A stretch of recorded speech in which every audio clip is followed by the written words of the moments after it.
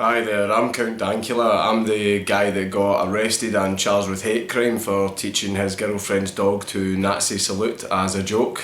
Logic has very kindly loaned me his platform so that my message can actually reach a wider audience, because a lot of people actually think that this whole incident is over when it's actually far from over. I still have a hate crime charge pending against me, and I am currently waiting on my court date so that I can go to court and begin my trial. I have posted update videos on the aftermath of the Nazi pug video on my channel. If you want to hear about me being fired by 2 different employers over the video, me finding it almost impossible to find a job because of the video, or my neighbour actually attacking my house with dog shit, then you can watch Nazi Pug Update video number 1. Or if you want to see me refuting all the complete lies and bullshit that the papers printed about me, or if you want to see my amazing experience I had with the Independent Press Standards organisation and their flat out refusal to do anything about the lies that the papers were printing, then you can watch update video number 2. What I really want to talk about in this video is the hate crime charge and also free speech itself. Now, if we look at the actual charge itself, hate crime, the definition for hate crime is a crime motivated by racial, sexual or other prejudice, typically one involving violence. So this means that the police identified a prejudice towards Jewish people and also a violent intent towards them. Despite the fact that in the video I very clearly stated that the entire purpose of the video was to annoy and upset my girlfriend, no one else. I made my intent very clear. I just really wanted to piss her off. Despite anything that I've said or anything that I say in the video, the police have still seen it fully fit to charge me with hate crime, as they fully believe that my intent was to bring harm to Jewish people. And they says that my intent was not clear in the video. Just really wanted to piss her off. Just really wanted to piss her off. Now, despite in the video me making my intentions clear, they were completely ignored. They weren't even remotely taken into consideration. Now, if I was on video saying that I actually hated Jews and I actually wanted to gas the Jews and I was actually encouraging other people to hate the Jews and want to cause violence towards the Jews and things like that, then I would be understanding of this kind of reaction by the police. Because if that was the case, then I would actually have been encouraging violence towards a minority of people. However, that is not what I was trying to do, and I made that very clear in the video. Just really wanted to piss her off. The funny thing is, the act in this whole situation that actually did cause hatred for the Jewish community wasn't my video. It was the actual arrest itself. Before the arrest, there was a lot of edgelord comments on the video. Not genuine hatred, just people posting bullshit just to try and get a reaction. These people don't actually hate Jews. This isn't genuine hatred. They're just trolls. They're looking for a reaction. They're edgelords. They just post stuff like that hoping for a reaction. That's what they're trying to get, a reaction. The police and the courts don't understand the internet like we do. They probably look at these comments and identify them as genuine hate when it's literally just kids trying to be edgy. After I was arrested, there were a few comments on the video that did actually have genuine hatred towards Jews, but it's not really hatred that can be taken seriously because it was made from a certain type of people that I'm sure that Jews are sick of hearing about. I'm pretty sure you know the type of people that I'm talking about. Count Dankula got arrested because the Illuminati are all Jews. Did you know the Rothschild Jew Bank controls the entire world? Chemtrails are real. The Jews did 7-Eleven. The Queen's a fucking lizard. Don't drink the water. The point I'm making is I haven't seen any evidence whatsoever that my video suddenly flicked a switch in people's heads that made them suddenly hate Jews. But I have seen plenty of evidence that the arrest itself, not my video, actually fired up people that already hated Jews. Although obviously accidental, the arrest caused a lot more hate than my actual video did. My channel is listed as a comedy channel. My videos are comedy videos. Nobody should take anything I do or say seriously in any of my videos. Like, it's an act.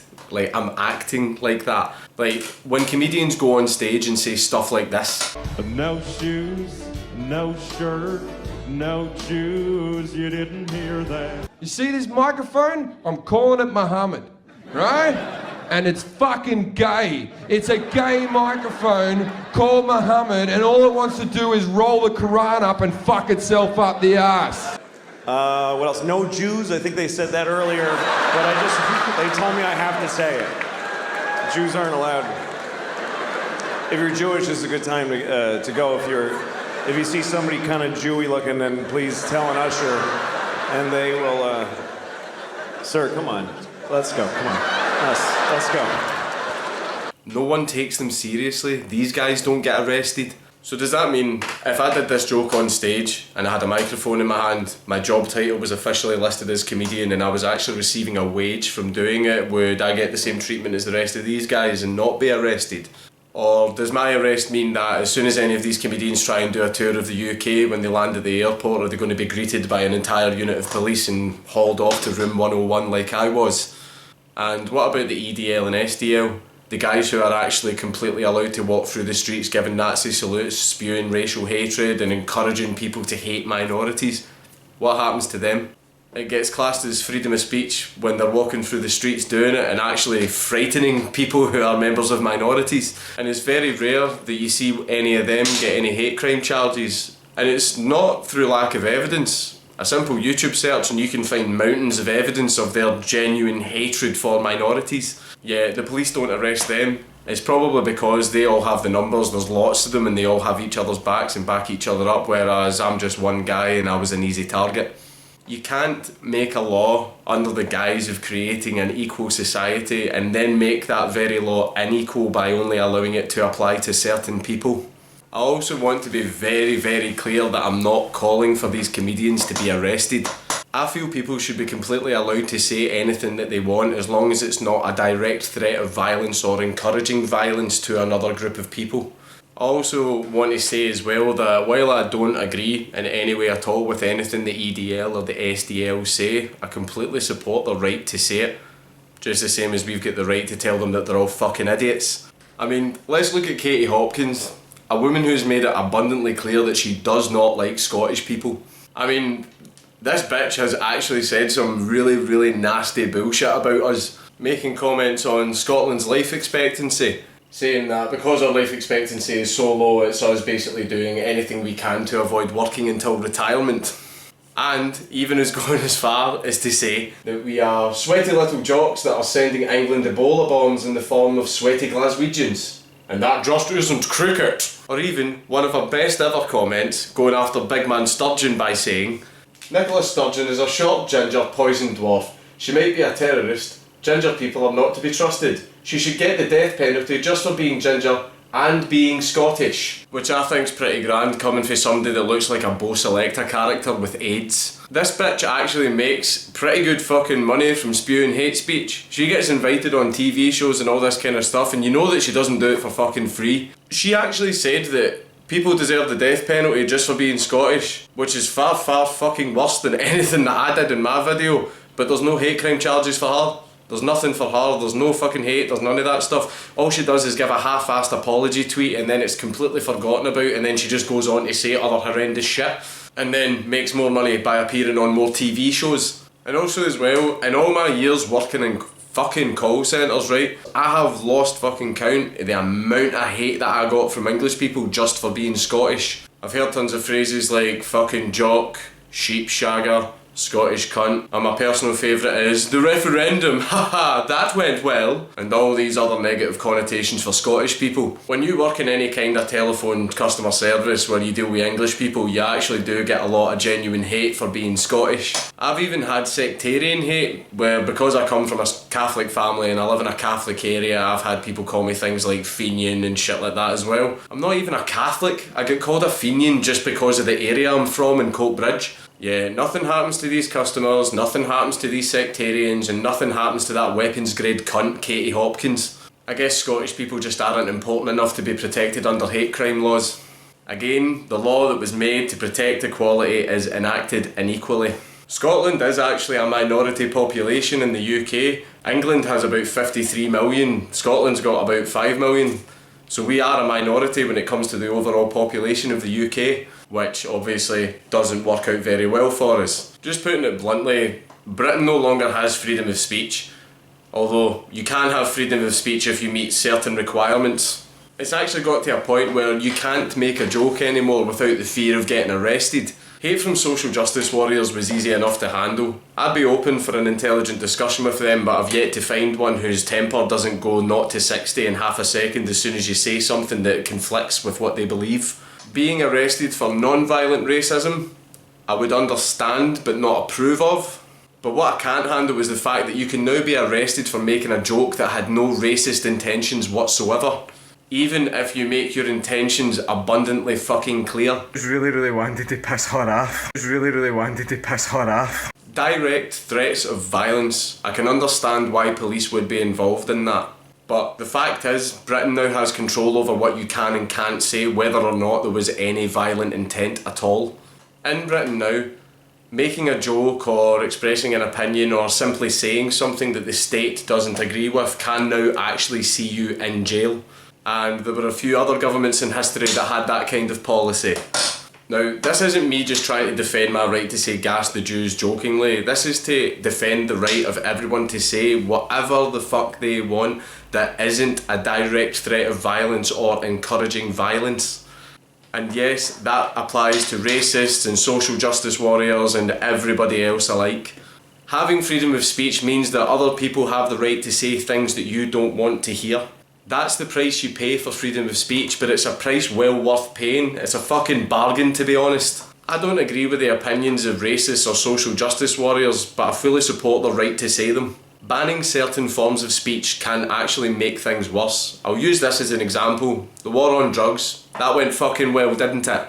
The government identified that certain forms of drugs were a danger and so passed a law banning drugs that didn't have any kind of identifiable medical use. This did not in any way solve the problem because in the UK it's so fucking easy to get drugs. I can walk across the road right now and get drugs. All that did was just made the problem so much worse. The problem didn't just vanish and suddenly it was solved. All that happened was the problem just went underground. It became harder to see, harder to identify. People don't publicly talk about it. It became a problem that was hidden.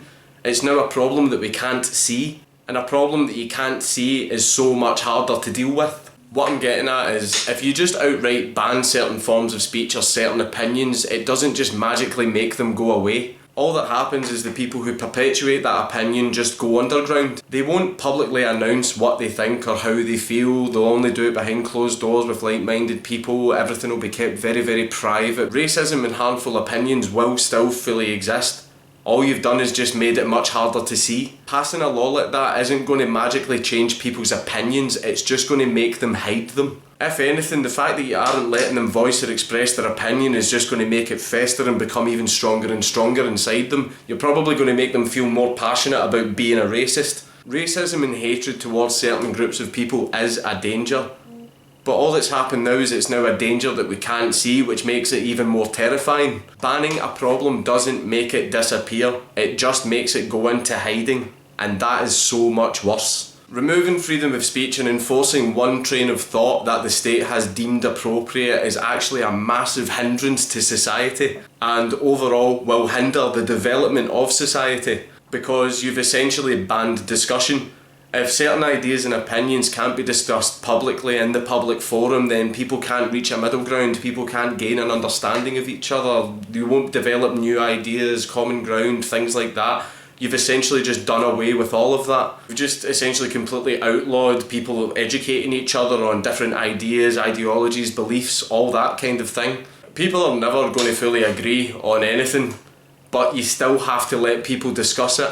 If you oppress certain ideas and ideologies and you only allow one train of thought that's allowed by law, then all that's going to do is cause a divide right down the middle of society, with one side being oppressed at the fact that if they dare voice their opinion then they face prison. Essentially, they can only say and believe what the government says that they're allowed to. You have to allow all public opinions to be able to be discussed in the public forum so that overall society can develop and progress from those experiences. You cannot create a country where people will be too afraid to say how they really feel or what they really think, because if the government doesn't like what they feel or think, then they actually face the threat of prison. That is a dictatorship. That is a brutal dictatorship. Americans are looking at Britain and quivering with fear, because this is what their future could hold. This is the path that America could go down. The land of the free could have its own free speech completely taken away from it and become exactly like Britain, where you can actually end up in prison alongside murderers, rapists, child molesters, all these kind of people. You can receive the exact same treatment as them in prison, but you're in there not because you murdered anyone, you didn't rape anyone, you didn't harm children or any of that kind of stuff. You're in there because you hurt someone's feelings.